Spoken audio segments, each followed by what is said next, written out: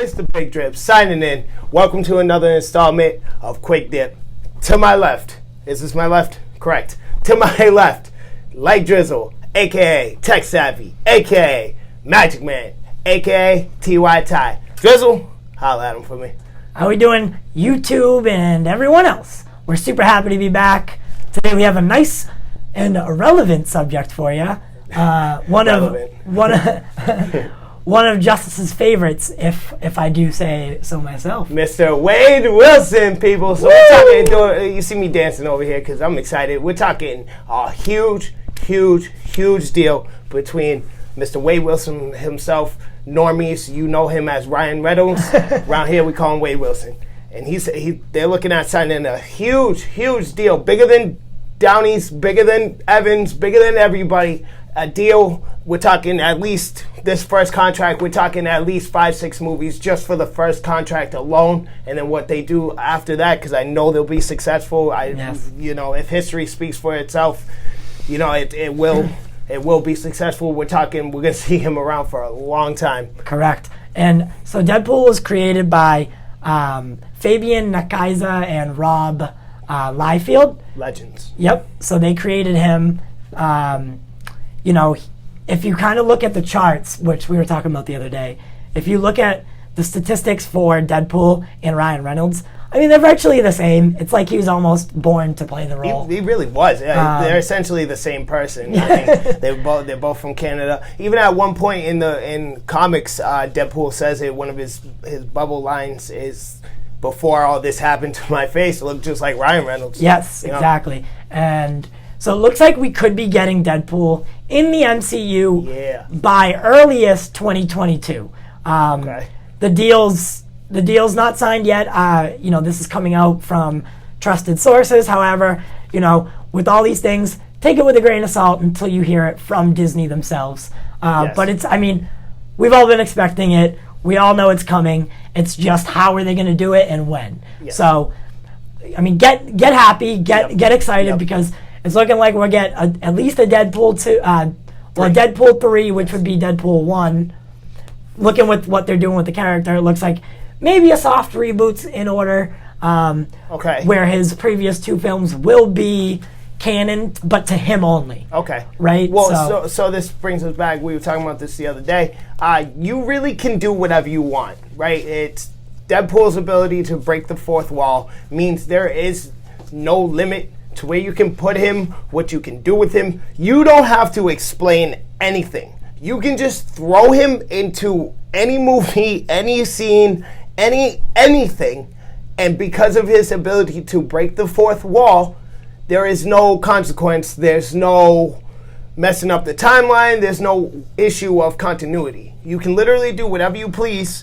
And that's the best part, and I think that's why they're pushing for him so heavy. I think that's why they're throwing such big numbers and such long-term kind of contracts because, you know, again, you can do whatever you want with him. So why you don't have to explain anything.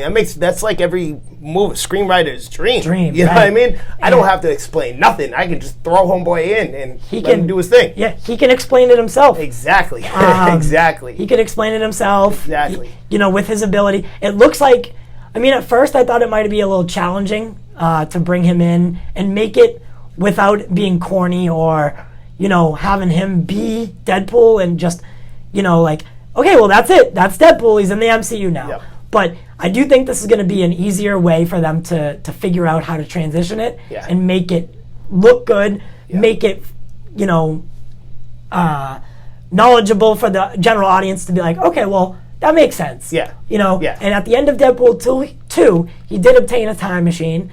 You know, that doesn't really mean too much in the terms of skipping over to a universe. Yes. But they could play into that. Yep. At the end of you know, one of the other films, he did acknowledge that, you know, there's going to be no after credit scene. There's no Sam Jackson. Yeah. And at the end of the first movie, the climax took place on what seemed to be a SHIELD helicarrier. So, you know, these things have already been placed. Yeah.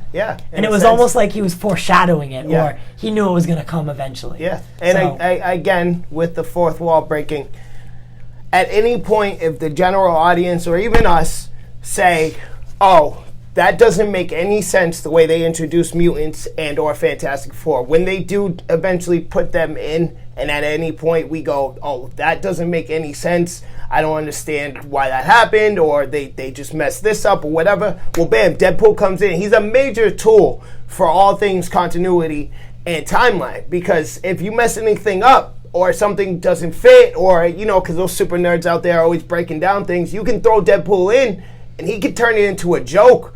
Or it just that, again, that ability to break the fourth wall just leaves endless possibilities. You know, you can flip things around, turn it on its head, and make something accidental look like it was on purpose. Right. You know, you can take that wrong that you did over here and use Deadpool to make it a joke, right? So now, oh, we meant to do that. That was on purpose. We didn't. You see what I'm saying with this? So that fourth wall ability, I mean, I'm telling you right now that you really can do anything you want with this guy because of that. So I don't see any reason not to bring him in, and I can't wait to see it. I think the only thing of curiosity is mine is throwing him into a PG-13 setting, but again, I think that's the lurking question. That's like the lurking, like impending doom almost for Deadpool is. I mean, Marvel has said that they're not going to take away his R rating for his solo films. Good, but when you throw him into a Spider-Man movie, which I can't wait even if for. it's, you know, speculation has it that he might even be taking over the Stan Lee cameo kind of deal, where he'll end up in, you know, these films for one scene, comedic relief. Yep. But we do know that Marvel CCO Kevin Feige does want him to be in more movies than anyone that has come before him. So there's got to be a reason for this. And this is going to take Ryan Reynolds' career, who's already an A-list actor, and bring him to the next level, to the RDJ level. Absolutely. You know, it's going to boost him. And, you know, like you had mentioned, the long contracts, especially for an A-list actor, are a little bit scary because that does limit what you can do in the future. Yes. And you're kind of bound by Marvel because these movies come out every year. Yeah. It's not every couple years, it's every year. So you're kind of tied to it for the length of the contract or the length of your, you know, duration of movies. Yes. So I think I just want to touch on what you said with the Stan Lee cameo. I think that like kind of puts it more in perspective, right? When we hear, oh, they're trying to sign Wade Wilson for the biggest deal in MCU history, and I think that kind of like makes it more realistic, right? When they say, oh, we're gonna sign him for a 9-movie deal, cameos count, right? Yes, so do. He could come in as that Stan Lee cameo and drop a quick joke or just, hey, I'm here, and that would be part of his contract, rather than, it just seems excessive to say, oh, we're going to sign him up for 9 feature-length films right off the rip. You know what I'm saying? So you sign him up, so cameos count as that 9-movie deal. You see what I'm saying? So that makes it a little more reasonable. So Robert Downey Jr., when he appeared in Spider-Man, so that was technically one film for Exactly, him. Same kind of deal. But even maybe less than that, just on the same kind of, exactly like Stan Lee did. You come in, you drop a joke, you're out. Yes, you know? Just establish that he's there in the background, right?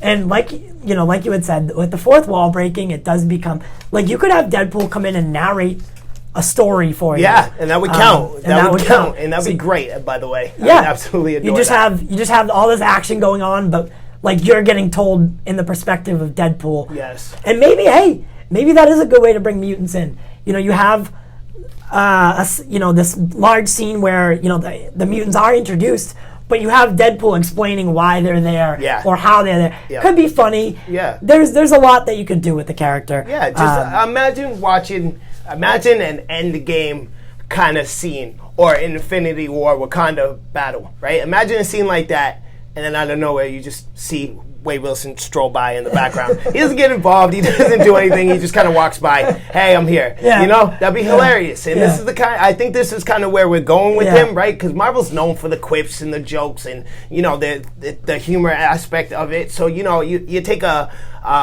serious scene, you know, Thanos ripping the Mind Stone out of Vision's head. He's dead, and Deadpool just kind of pops his head in. Hey, you know, it's funny, just little stuff like that. And that's the kind of things I'm expecting to see. Because again, to to say right off the rip, hey, we're going to sign you up for 9 movies is absurd. That just isn't even reasonable. Not from his side of it, not from their side of it, not from my side of it. It just because, like, 1 and 2, yes, we're successful, but this is the case with any good thing. There is such thing as too much of a good thing. It does exist. I've seen it so many times with classic shows and movies, and Deadpool is no exception. Yes. You know, so you don't, and these people aren't dumb. They know that, so they're not going to put them in 9 feature-length films. They'll, cameos, team-ups, etc. Yep. So what Justice and I were talking about were maybe, so you get Deadpool 3, you get Deadpool 4 in there, you put him in an Avengers team-up movie. Yep. For some to work it out however they will. Yep. Then you put him in an X-Men movie when they're finally introduced. Yep. And that's 4 out of a what we think will be 9. Yeah, for example's sake, 9. So then you have 5 other movies where, I think Spider-Man's a good platform for him. Oh, of course. Yeah, absolutely. Absolutely. Maybe a Guardians of the Galaxy, where it doesn't really make sense, but it does make sense. Again, he just pops up wherever. Yeah. I think Deadpool's going to be the same thing we talked about last week with Spider-Man. I think Deadpool will serve the same kind of purpose over here on the mutant aspect of it, right? So, same difference as last time, right? Spider-Man's here, MCU, Spider-Verse. Same thing with Deadpool, right? Here we go with his hands. The hand motion. The hands. Keep up, guys. Keep up. So over here, we have the general MCU. Once again, Deadpool's in the middle, mutants, right? Deadpool is the perfect way to introduce mutants into the MCU without it getting overcomplicated. And again, if they mess anything up, any problems with the continuity, time frame, blah, blah, blah, then Deadpool can be their excuse, their way out. You know what I'm saying? So I think that's the perfect example as I can make a comparison. I think Spidey and Deadpool are going to serve 2 very similar purposes in the MCU. Because the MCU is getting big. Oh my God. It's huge at this point. Getting really big. They're about to establish in Eternals, they're going to establish Celestials. So now we're on a cosmic god kind of level over here. We got just our basic MCU over here. We got the Spider-Verse over here. Over in the corner is the mutants. Up there is Fantastic Four. Yep. If you look real far in the back, you'll see Big Drip. You just gotta squint your eyes a little bit and imagine I'm there. You'll see me. Yes, he'll be shoveling up like horse poop in the background. Yeah, somewhere. Somebody's got to do the cleanup job. The stable boy. I'm just here, I'm here to clean up the corpses, all the alien bodies. You know, it would be a really fun story to see developed. Would be Deadpool kills the Marvel Universe. Oh yes, God, I would love that. Just in like a what if or maybe that'd be great. Yeah, that'd be great. Man, Disney Plus show that turns something in. I think there's so much that you can do with Deadpool. It's gonna be really fun. It's bound to be a good time. I really don't see it like crashing and burning. Again, it's excessive to assume that he'll be relevant and popular for that amount of time. But if you do it correctly, say again for example's sake, 9, right? One of those is his movie, right? 2 of them, big, not cameos, but like an actual part of the movie, right? And then the rest cameos. I mean, the possibilities are endless, people. And Deadpool's a lot of fun to begin with. Wade Wilson was born for this role. He is Wade Wilson. I refuse to call him by his real name because he's Wade Wilson. He always will be. Not the Origins Deadpool either.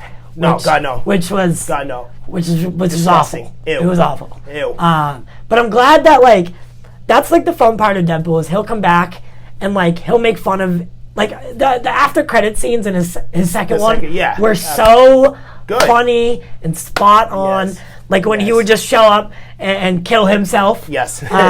Deadpool brings so much to the table. Yeah. And Marvel's not shy about their comedy, clearly. Yeah. So this is it's gonna work well. And hopefully, this ties back into what we were talking about before on Quick Tip, is that Secret Wars big, epic storyline that we were talking about. Yeah. Deadpool fits into that perfectly. Yeah. perfectly. I think Deadpool is that type of character. He's kind of like a cockroach, right? Like, they do their best to get rid of him, but you just can't. He just keeps coming back. And I believe you used that already. What, the cockroach thing? Yes, I believe you used that last week. With Spider-Verse? Yes. Okay. We will check it. I'm pretty sure, though. Let us know in the comments if Big Drip made an oopsie. He did. I'm pretty sure he did. Big Drip's made any oopsies today. Yes. Anywho, I think because when we saw New Mutants a couple weeks ago, Disney kept the 20th century intro and or name, right? So I think we'll see the same thing with Deadpool when they throw that R rating on it. So when Disney does anything that isn't Disney-esque, right? It's not like fairy tale singing happy PG. They throw the 20th century thing in front of it, right? Because for the type of people who are out here complaining about Disney making R-rated, Disney movies, they have swears in them now. Oh, no, they're not the smartest people on the planet, right? So when they throw that 20th century logo in the front of it and it's an R-rated movie, Disney won't be like... You see what I'm saying? They won't be... I don't know if you can, though, because they own it. I'll have to look into that. Well, in New Mutants, when we watched New Mutants at the beginning, it said that 20th film was century. Technically made by 20th Century Fox at the time. Yes. So it's their product. Disney just came in and slapped it together, finished it, and put it out. But Disney owns it, so they can do whatever they want. I mean, they could. Yeah. I'm gonna have to check into that. And we'll talk about that. We'll talk about that on the podcast this Sunday. All right. Definitely tune in, check guys. us out. But speaking of New Mutants, Deadpool, his first appearance was in New Mutants '98. Okay. So if you do want, a little reading to do, a little homework to do, go check that out. Yep. I think next week, it'd be cool to hear from you guys. Let us know what you would like to see for a quick dip. And we can roll on that. For the millionth time, we want you guys involved. Send us your critiques, your suggestions, your recommendations, your compliments. You want to send me your phone number, go ahead, do it. I don't care. Just get involved, people. We want to hear from you. We want to know what's going on. We want feedback. We will not get better without you. Yes. We do it for you. We do it for the culture. Big Drip. Yes. And we're working really hard, and we're gaining traction. Slowly but surely. Yeah, and we do want to say thank you to everyone again. As always, you guys are what makes this possible. So, if you like what you're seeing and you're not subscribed to the channel yet, definitely smash the subscribe button, like the video, share it, send it to your mom, whoever. Send it to your mama, your uncle. You can send it to your teachers. Yes. Yeah, send it to your dog. I don't care. Just share it, send it, throw it out there. We do this for you. We have a couple minutes left, so we did want to touch on something. Hit me. So we announced yesterday that we'll be having a couple guests on the show in November. Ooh, boy. Yes. Ooh. So the Pop Culture Corner is happy to announce that we will be having Mr. Sean O'Connell. Oh, my God. Yes. The acting managing director of Cinema Blend. Oof. He also works with NBC as a graphics artist, and he is a movie critic. He is also the future author of the Release the Snyder Cut book, and he is the host of the Real Blend podcast. This guy does everything, and that's kind of what we want to be. Yes. So Sean O'Connell is a big name in the industry, and we're happy to announce that we have him coming on November 15th. The episode will air, and we'll talk about the Release the Snyder Cut book. Yep. And then the following week after that, Justice, who we got coming on? Legends, if you ask me.